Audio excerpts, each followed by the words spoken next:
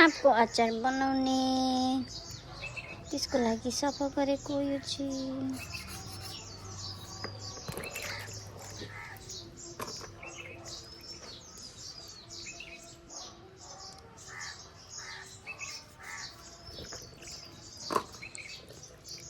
केले काट्नु अरे बुझेर चाहिँ खुकुरीले यो छुरीले काटिँदैन र त्यो बीचको दाना काटिँदैन नि त नि चाहिँ एक ट्रिप पखालिदिउँ हैन मजाले अब काटेर यो नाङ्लोमा यसरी पेपर लगाएर सुकाउनु पर्छ यतापट्टि गरिदिनु पर्यो हेलो गाइज अनि चाहिँ खुकुरीले पक पक काट्ने यो चाहिँ सानो अचाना छ पक काट्ने आचिना काट्ने